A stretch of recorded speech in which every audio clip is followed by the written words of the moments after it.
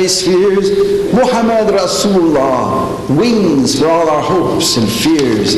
La ilaha illallah, la ilaha illallah, la ilaha illallah, Muhammad Rasulullah. When this song is ended here, echoes carry on its sound. La ilaha illallah comes around and goes around.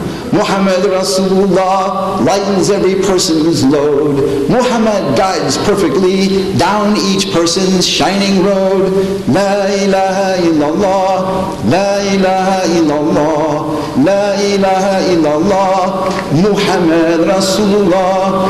La ilaha illallah, la ilaha illallah, la ilaha illallah, Muhammad Rasulullah sallallahu alaihi wasallam. Alhamdulillah. Thank you. Alhamdulillah. You know, alhamdulillah, thank you so much. You perhaps heard in that song, we go sometimes to conventions where the Muslims, speakers, tell us that we're bad Muslims, that our Islam is in shambles, that we're not good Muslims. I don't like hearing that. You know, yes, of course we all have far to go. Maybe not so far. Even the Prophet ﷺ said, I haven't worshipped you, O Allah, as you should be worshipped. You know, every one of us is trying. And I personally feel very positive about everything. And I think, you know, we have to remember that Allah put Islam in every human being's heart, no matter who they are. The Alastu bi Rabbikum that's in the Quran, everyone answered to, everyone. And that means that the vibration of knowledge and recognition of Allah is in every person. We must remember that in our neighbors, non-Muslim, Muslims, everyone, and treat everyone kindly. The Prophet ﷺ said, the best among you, for example, are those who treat your wives the best.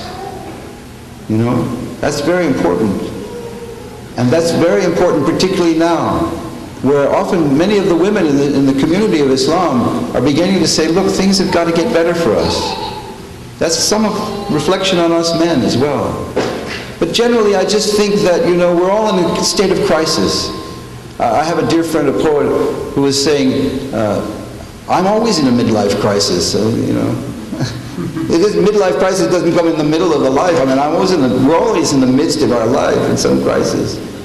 And the crisis is how to give voice to our deepest part of our hearts and our sincerity, inshallah. So I'm going to end, well, with a couple of poems. And am I going on okay? There's another tuning fork. Good. This is called The Cloak of the Saint. This is a newer poem. And you know, part of it's interesting, they say everyone on Hajj is a Sufi. Everyone. Because they've forgotten all their divisions, and people are they see light in everyone's face, as I had in that song. And in a way, you know, I really pray that more people recognize what the Sufis have brought to Islam, or rather, what the core of Islam is for us. And there's some wonderful tapes from earlier conferences, and one of them is by Sheikh Abdul Hakim Murad. I don't know if he mentions this, where he talks about how the Sufi circle around a sheikh is exactly a mirror of the companions around the Prophet ﷺ.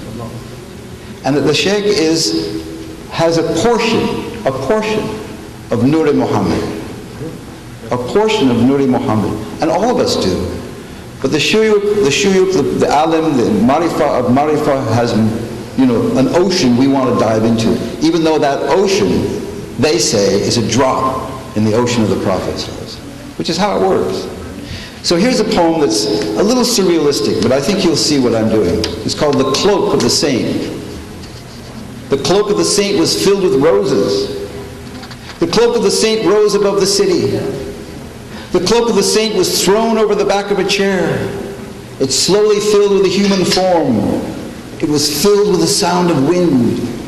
It floated down the mountainside. Sheep it passed turned golden.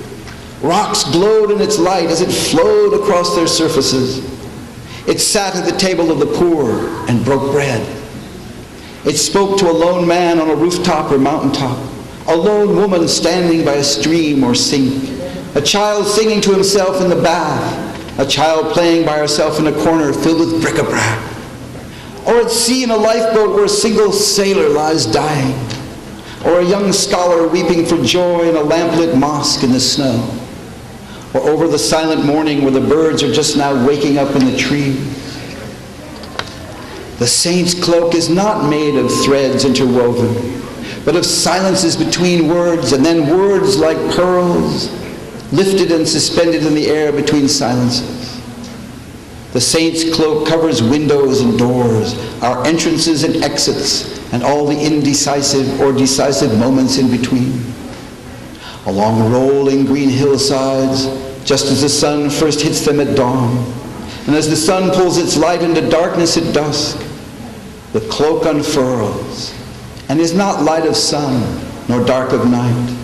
And maybe it's closer to starlight in its distant and elegant splendor, though it's as near as the web of skin between forefinger and thumb, or the raw inner flesh of our eyelids in a biting wind, or in a corridor of mirrors when an eyelash is caught in them, or alone on a beach where the cloak rises and falls with the lull of waves and the sound of a bellboy ringing invisibly in the mist. If it were spread out against the sky, its words could be read more easily. Its parchment, its scroll-like unrolling across the entire length and breadth of our lives in its impeccable grammar, its perfect punctuation, its start of sentence and single end, the saint's cloak drifting neither upward nor downward, but drifting all the same, from one end of us to the other, through whose fabric towers of ice arise, the living tremor of an uncommon surrender.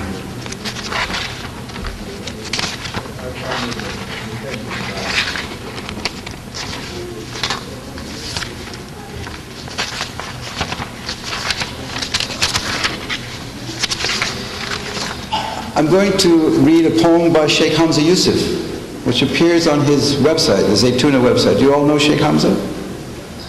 Good. I knew him when he was 17 years old, actually. I've known him since then. This is a poem he's just written for this time. Spring's gift. I envy the sand that met his feet. I envy the sand that met his feet. I'm jealous of honey he tasted sweet, of birds that hovered above his head, of spiders who spun their sacred web to save him from his enemies. I envy clouds formed from the seas that gave him cover from the heat, of a sun whose light could not compete with his, whose face did shine so bright that all was clear in pitch black night. I envy sightless trees that gazed upon his form completely dazed, not knowing if the sun had risen or if the sky was one with those who knelt, who prayed and fasted too, simply because he told them to, with truth and kindness, charity from God who gave such clarity. His mercy comes in one he sent to mold our hearts more heaven bent. I envy all there at his side who watched the turning of the tide as truth prevailed and falsehood fled and hope restored life to the dead. And men and women found their place with aspirations for God's face. I envy the cup that gave him drink, his thoughts that helped us all to think, to be one thought that passed his mind, inspiring him to act so kind. For me, this world is not one jot if I could simply be a thought from him to God throughout the ages.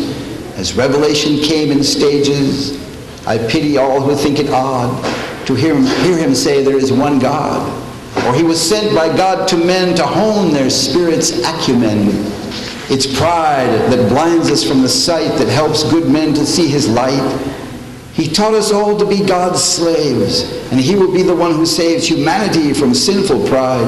Muhammad has God on his side. So on this day,